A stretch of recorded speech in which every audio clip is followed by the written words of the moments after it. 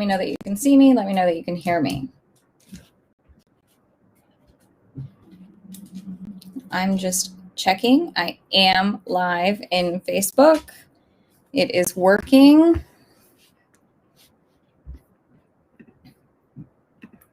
So let me just hop on over to YouTube and grab that YouTube link for everyone, just in case you want to swap.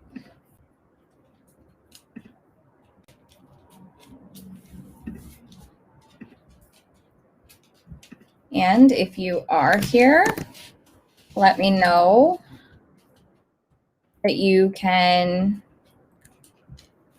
see me and that you can hear me. Yay! Excellent. Can see me and hear me. Excellent. Okay. Oh, I see. The problem, I dropped the YouTube channel, but I think it's only going to show up in YouTube. It doesn't look like it's going to show on Facebook. So let me hop on over to Facebook and drop the YouTube link there so everyone knows where to find me. The puppy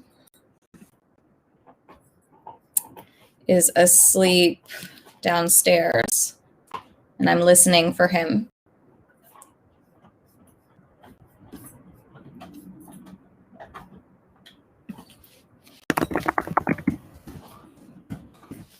I know, Jessica, it's going to be winter like yesterday. It feels like winter today.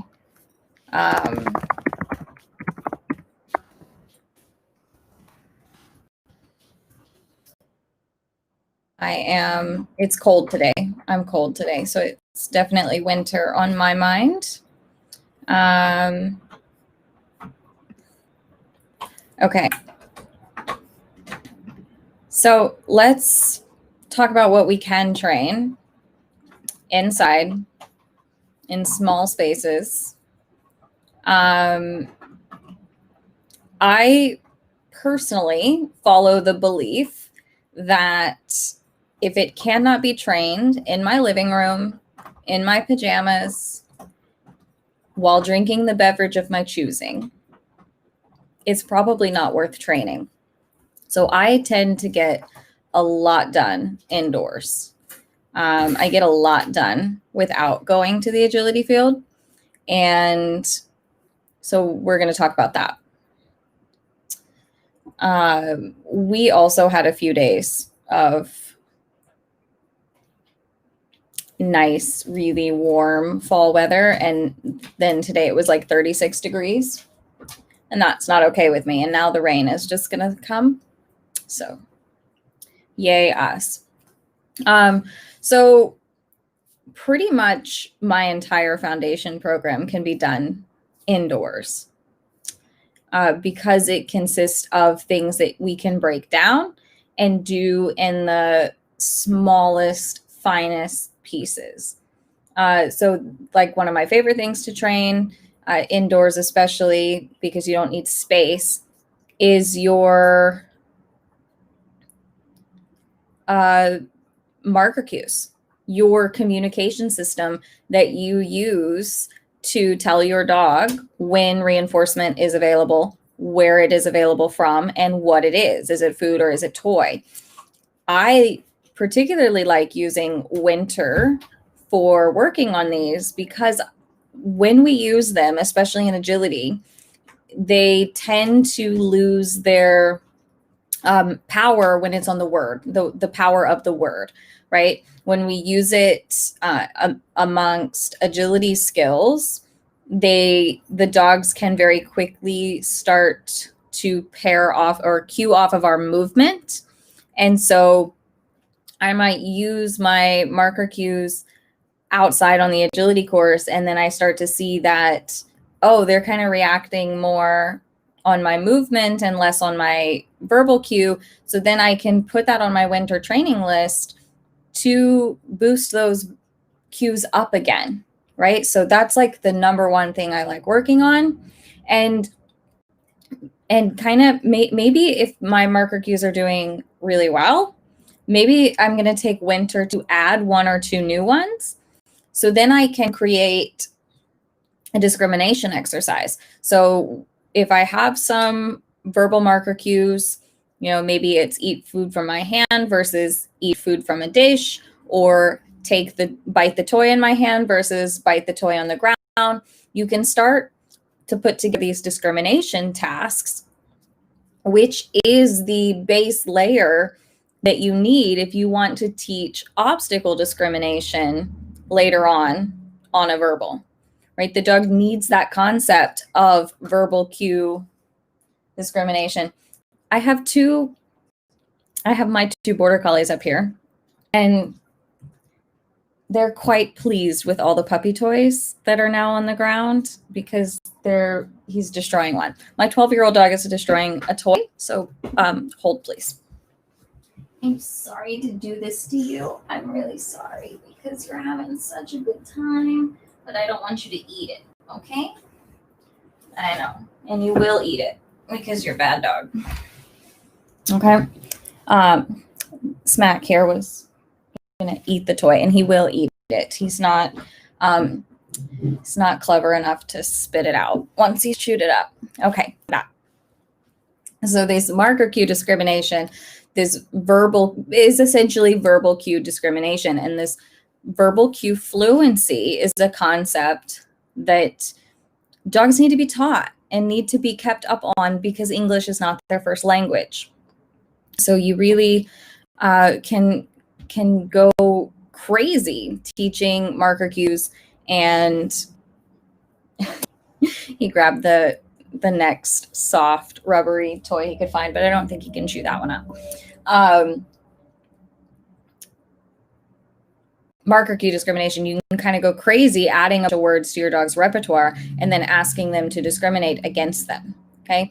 Another really fun one that I like to do is have a reward in front of the dog and a reward behind the dog, and have them in a stay, like a start line stay, and ask them to discriminate between go forward to the reward versus turn around and take the reward behind you.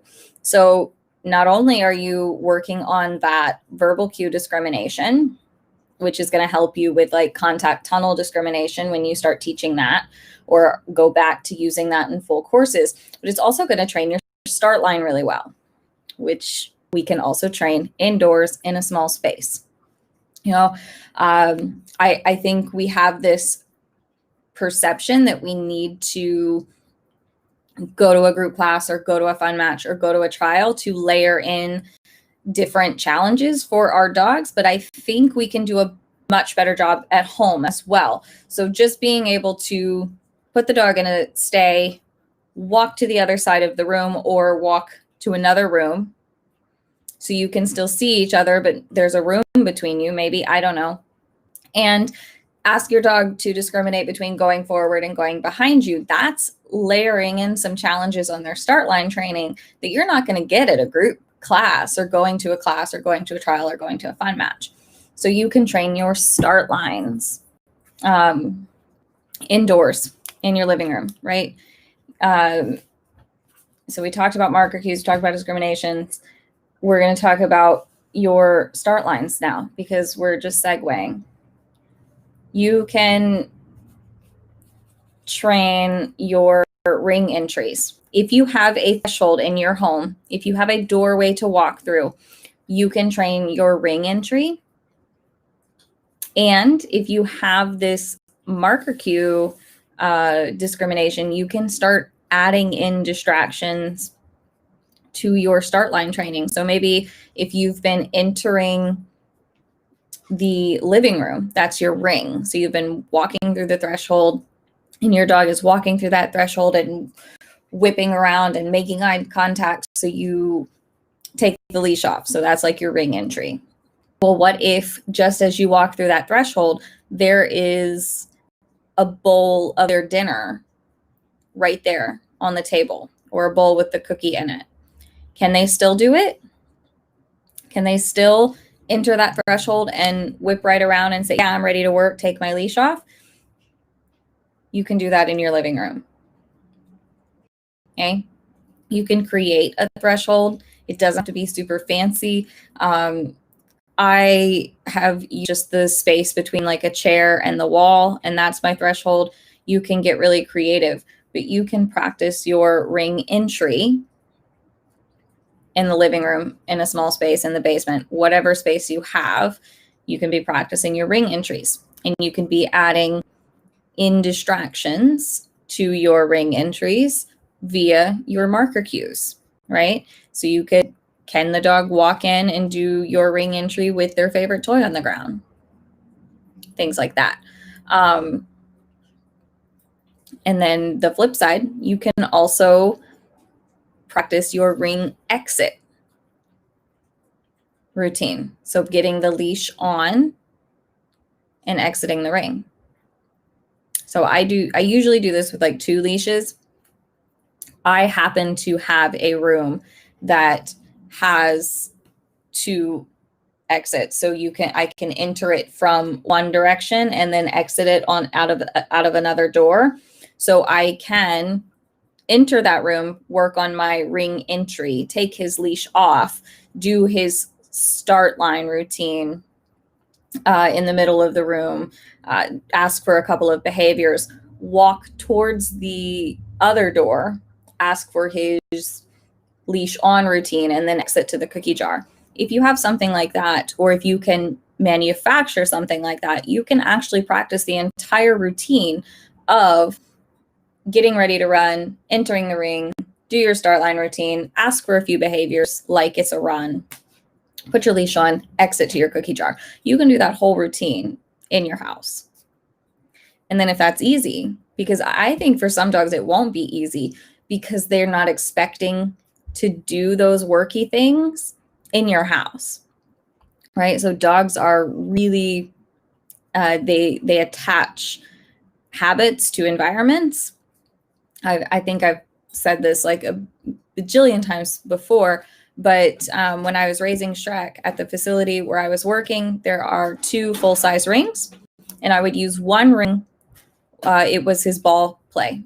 It was usually empty, didn't have a lot of equipment, so I worked on his 2-ball game in that ring. So for, I don't know, the first 6 weeks of his life with me, the only thing he did, Snack, you guys are being very, thank you. They're being disruptive. It's weird for them. For the first 6 weeks of his life with me, all he ever did in that ring was ball play. And he did all of his training in the other ring. For him, it was like 2 different places. Because then when I put him in a class and it was in the ball play ring, it took him several weeks to go, wait, what? So I think if you've not done a lot of training in your house, or, you know, in a specific room in your house, it could actually be a challenge for some dogs to recognize and say, oh, we're working here. So then if you have multiple rooms that you could try that out in, that in and of itself could be a layer of distractions that you could be using. Does that make sense? And then, of course, if you have your marker cues, you can put distractions throughout that entire string of behaviors. So I practice the majority of my ring prep stuff, those routines, in my living room, the majority of the time, year round, because Shrek and I are wimps. It's usually too cold or too raining, or just too everything to go outside. Okay. So that also means that you are going to be working on this winter, getting the rewards out of your pocket. All of these things, even the smallest of behaviors, I feel like we become too dependent on having a cookie in our pocket, or having our training vest on, or having the treats very close to us, or having the toy on our body. So this winter, when you're in your living room, you're going to plan to go into your living room and do a few behaviors and then walk back into your kitchen. That's my setup. I go from the living room to the kitchen. Obviously, it can be whatever 2 rooms you have, but you can work on getting the food and the toys off of your body and that your dog is okay with that. I think that's a big one. That is a big one. And then as you're building those routines and you're deciding how you're going to, create an entire from start of run to end of run routine throughout your house, it's going to be great. I want you to film it and show me. You're going to do it without your training vest on. You're going to do it with the cookies at the end. You're not going to have your cookies in your pocket. Okay. So we're going to work on food off body things. And I would start with really well-known cues that you ask for all the time, like silly little tricks that don't mean anything to you. And then instead of just paying them out of your pocket, pay them from the cookie jar from the other room. Tell them that's what's going to happen to cookies and go get them. Shock said she heard me. She's staring at me. Sorry, sweetie, I didn't mean it. And you're going to work on all of the behaviors that we've talked about already with your food and your toys somewhere else. And everything else that we're going to talk about tonight, you're going to do with your food off your body as well. Because again, I think some dogs would go like, hey, you've changed the game. Right? So if you're really used to doing like quick training sessions, I do that a lot. I do it all the time where, Shrek, one of them will walk up to me and they want to do something. And I'm like, all right, let's do something. I don't get up and go get the cookies and then come back. And we don't do this formal training session. I ask him for a few behaviors right then and there because he's come over and asked to do something. So I'll do a few things right then and there. And then I say the word and we go get the payout. So just practicing things without a cookie in front of the face is going to really pay off later in the long run. I promise. Okay. So those are kind of the not super specific things that I would be working on in the winter that I'm always working on, especially in the winter because I can't do anything else. They're so pleased. There are squeaky toys up here. There are never squeaky toys up here. They're so pleased. And so then I also want to mention maybe the things that we don't want to train, that we never want to train, that we should be training more frequently. And those things are like your leash skills, especially if you've been doing maybe a lot of training at home or even some trialing at home. Maybe your leash skills have deteriorated. I don't know about you guys, but when I'm training at home or when I did do some filming for an at-home trial, especially the border collies, I just let them out of the car and just let them run around. And I didn't practice any of those leash skills. So much so that now it's becoming a problem getting a leash on Smack when we're out for a walk because he doesn't have those skills anymore. He's also 12, so he knows he can get away with pretty much anything. But I am noticing that his leash skills are almost non-existent now. So maybe he'll get some winter training on leash skills. So leash skills, just being able to take it off and the dog sticks around and that you can get the leash back on and the dog doesn't run away when they see you pick your leash up. Okay, that all ties into ring entry and exit routines as well. So that's really helpful. And then I think the other one that we talk about a lot, but maybe we don't want to train because it doesn't feel like a sexy agility skill. But I am going to say that you should be working on stationing and waiting your turn and even happy crating, right? If you were to write down what your number one problem is when you go to a dog show, and you think of your dog's entire experience at a dog show, what would it be? And some of you, I think, are going to say, my dog doesn't know how to relax in a crate. Well, what better thing to work on in the winter then is relaxing in the crate, kind of working on some of those fear of missing out behaviors and things like that. It's a really good winter project to teach the dog stationing, how to wait their turn. Maybe you take on the project of working, if you have multiple dogs, working multiple dogs while you've got one or two on stations and one working. That's all going to carry over. Even if it doesn't feel like an agility skill that you want to spend your time working on, it will. Okay. So those are the things that are maybe not at the top of our list, but I think they should be higher than they are. Okay. So how do you practice contacts and jumping and weave pulls? How do you practice your obstacle skills in the living room? Because I do it all the time. Number one thing is all of my contact behaviors are taught on a prop, right? So my teeter behavior is taught on a wobble board. So even my adult dogs that have been doing teeters for 10 years, I can pull out a wobble board and I can work on their teeter behavior. It's the same cue, it's the same behavior. So I can set it up and I can layer in all those distractions that we've already been talking about with the teeter. The same with their 2-on-2 off dog walk. I have an angled board that I say the same word.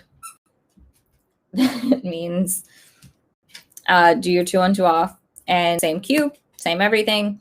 We get to practice that. Okay, so you can find some things, some props, a wobble board, a small ramp to practice those behaviors.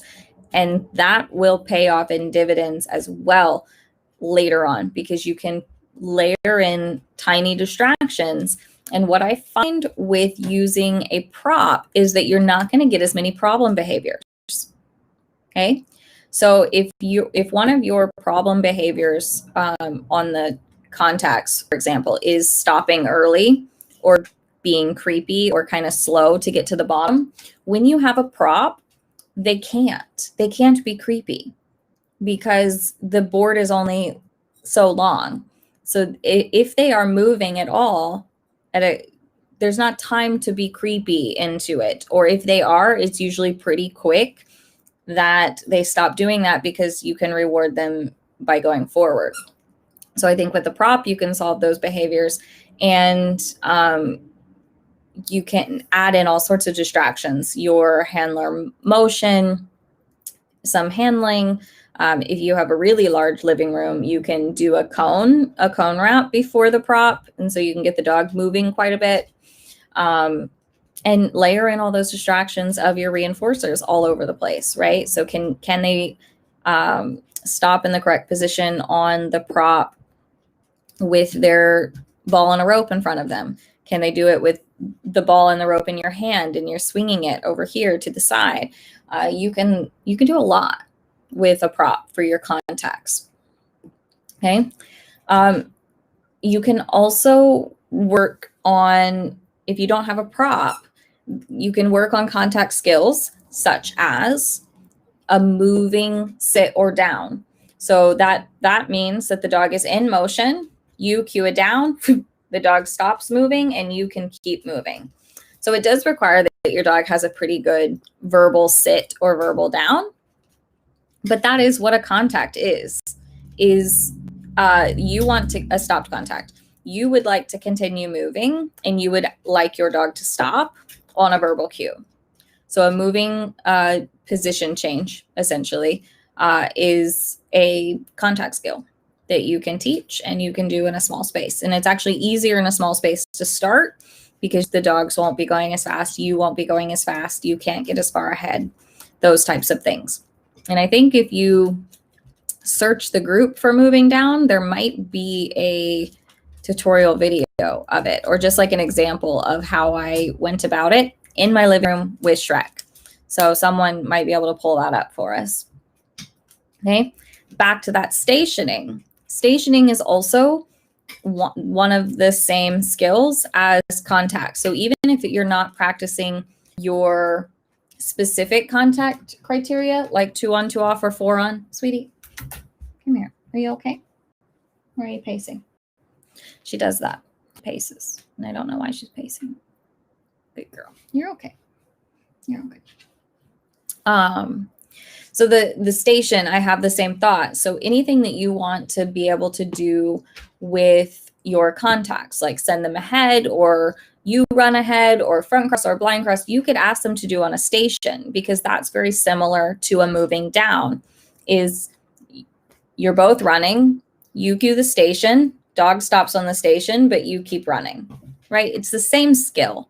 So you can do that with a station in a very small space. Okay. Weave pulls. How are you going to practice weave pulls in the living room? Well, especially if you took my 2x2 class, or even the problem solving workshop that I did over the summer, there's a lot that I do with just 2 pulls. Tons of entry work, tons of exit work that you can do. And if you can fit 4 pulls, holy moly, you can do everything. Anything that you can do 12 on, anything you want your dog to be able to do on 12 pulls, you can do them on 4. And then depending on what I'm focusing on, if I'm focusing on all the different entries and handling before the weave pulls, or handling at the beginning of weave pulls, I think of those 4 weave pulls as the first 4 weave pulls. But if I'm working on tricky exits and handling around exits, things like that, I think of those 4 pulls as the last 4 pulls. And so you can do a lot with 4 pulls. So if you've got a little bit more space, if you can fit like a cone in 4 weave pulls, whew, unstoppable. Or a station. If you can fit a station in 4 weave pulls, you can do everything. If you are just starting your weave pull training, perfect winter project, because you can get a lot done on 4 pulls. So if you have 2 sets of 2x2s, you can get it done. And I would bet money it would be very easy for you to go from 4 pulls to 12 pulls when you are able to go outside, because it's better weather. Really easy transition. If the dog really truly understands how to weave and values weaves, going from 4 to 12 is no problem. Jumping.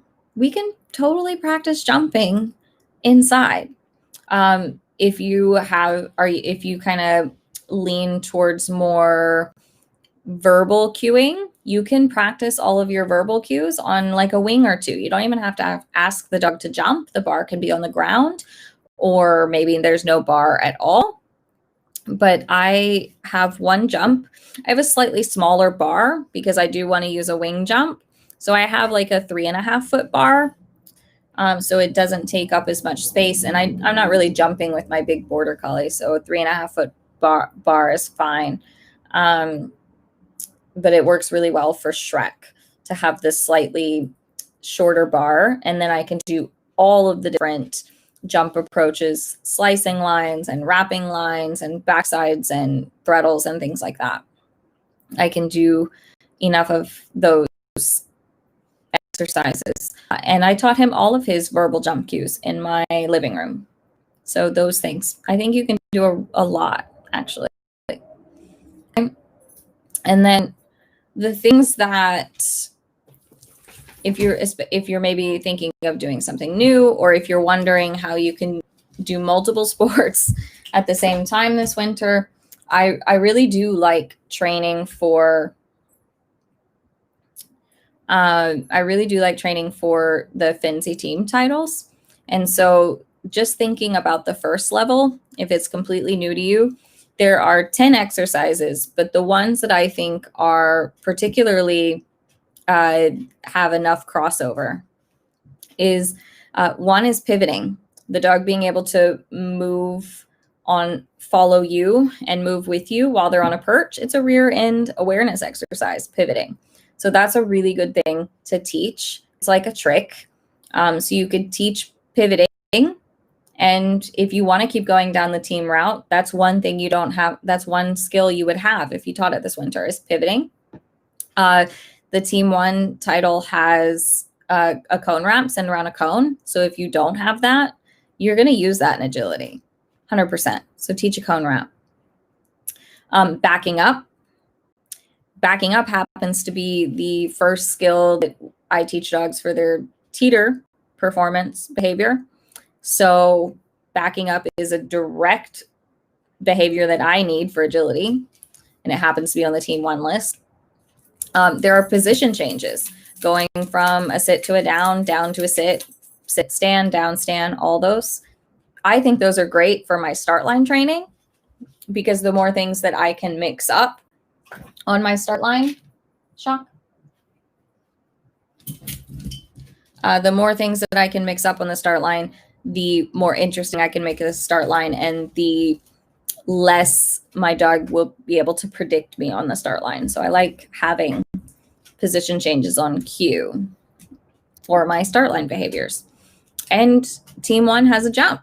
So if you're teaching your dog to jump for agility, you can also get 2 for 1 there and teach them the jump for team.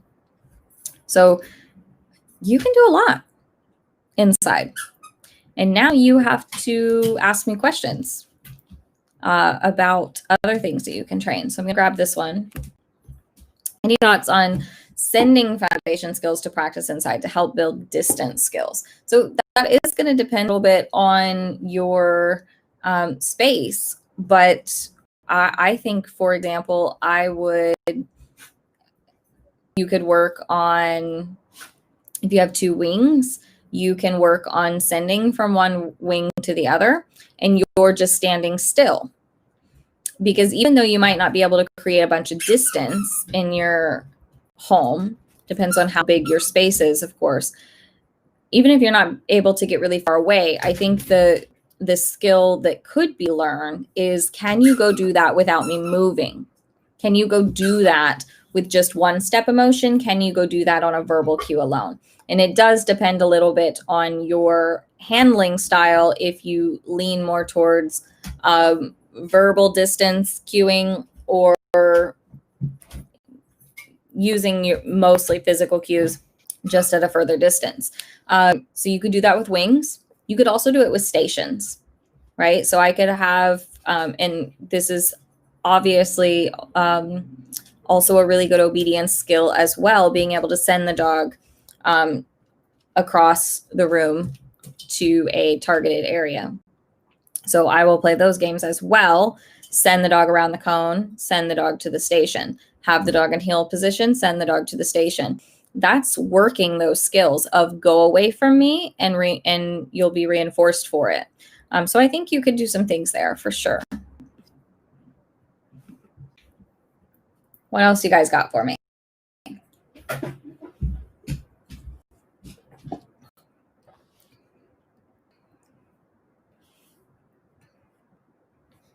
We touched on everything on my list. I talked really fast and you guys didn't have a lot of questions along the way. So now you have to ask questions.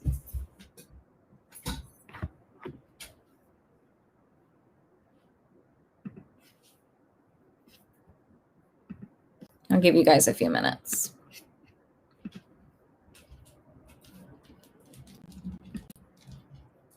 Did everything I say make sense?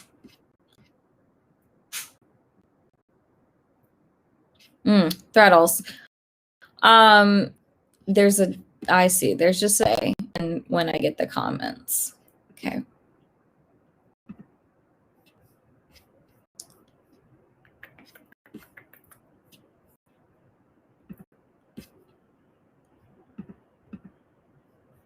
Sorry, I'm having a small problem because it took away there it is.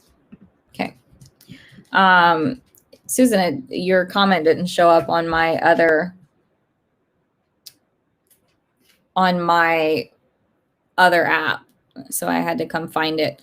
So threadles, you can work on 2 wings for sure.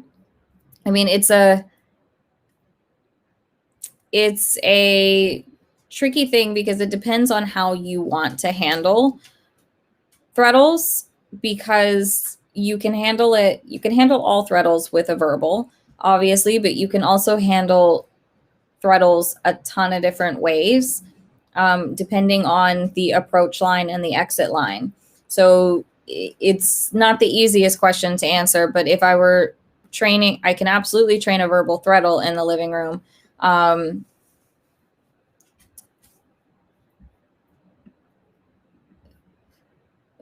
And I back chain these things. So I start with just the jump to a reward, jump to reward, jump to reward, and then I start changing the dog's starting position and go from there. So you can definitely train a threadle verbal in the living room, but then as far as handling those threadles, you don't have as much you can do indoors, because you can only maybe, like, I only have room for like 2 wings. So I can only do a few different variations of how to handle a threadle with those 2 wings, essentially. Lynn, can you start running dog walk training indoors? I do, because I teach a target behavior. So my running A-frame and my running dog walk, I teach a target behavior. So I start building value for that target behavior in the living room.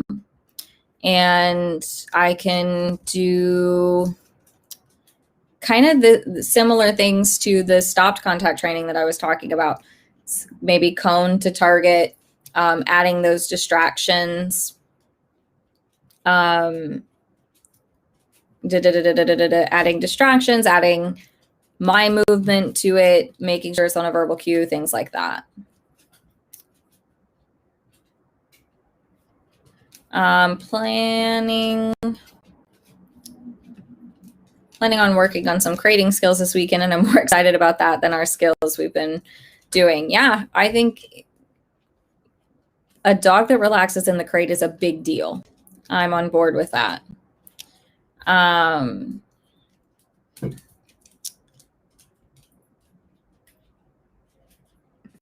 Yeah, so for sure, practicing putting distractions in at home. You can change your home, right? If your dog's used to working in your living room, go train in your bedroom. If your dog's used to working in the basement, go train in your bathroom, because just changing the environment and showing them, look, you know things and your brain can follow you from one room to the next, will also help. What do you do while waiting your turn for a run? Verbals, series of commands, is that something you practice? Definitely, I will practice it, and it's different for every dog. So with my oldest border collie, Smack, he's mostly in a downstay, and I do some pattern feeding to keep his arousal level. I'm not going to say down, because it's not down, but at a manageable level. Shock, she and I usually just kind of hang out together. I might pet her a little bit. I might hold her. She likes that. But she's really easy to hang out with ringside and doesn't really require a lot from me. Shrek is stationed between my feet usually, because once I put the food and the toys on the table, because we're going to be running soon, I don't feed him anymore. So once we've said we're going to go work, we go work. And so he's stationed on my feet getting ready to go. I might ask for a few tricks just before we enter the ring. And then once we're entering the ring, it's now on just a routine. Get in, he looks at me, take the leash off, line up, he looks at me, I back up, I run past, I release him. And it happens very quickly for him.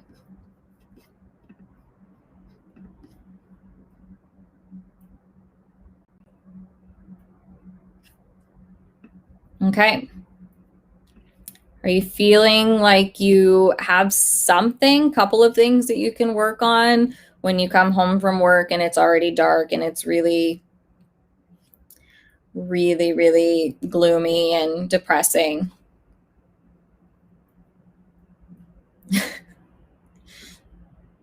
So let me know what you're going to work on. What you're going to work on first this winter.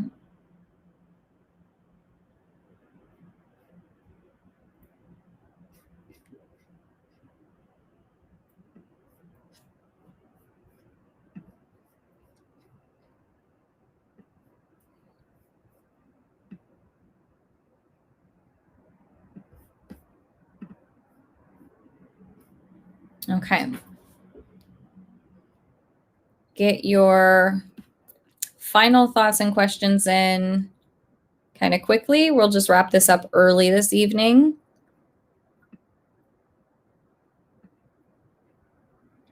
Susie's going to work on weave poles in the winter, in the dark. Weave poles, stop targets, verbals, awesome. Pivoting cones, relaxing in the crate, start line stay, ring entries, awesome. Teeter, yeah, you are, Kimberly. We're going to get that puppy finished. Yeah, so I think there's so much you can work on indoors in the living room. And so hopefully this is kind of encouraging and helps you make some plans, and it doesn't have to be so daunting that it's dark outside already.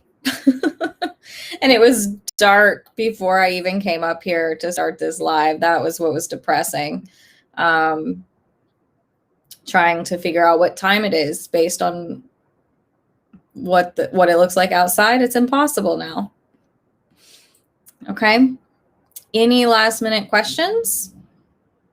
I think you guys should share what you're training in the group.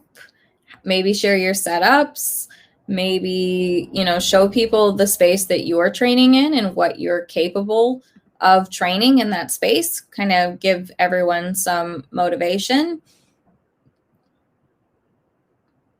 And keep us updated, especially if you listened last week and we talked about planning and prioritizing.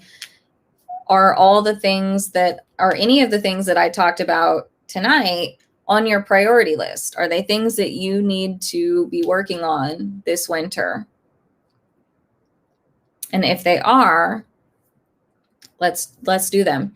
That being said, it's still a week and a half, still a week and a half away, but I will be teaching a running A-frame class in December for FDSA.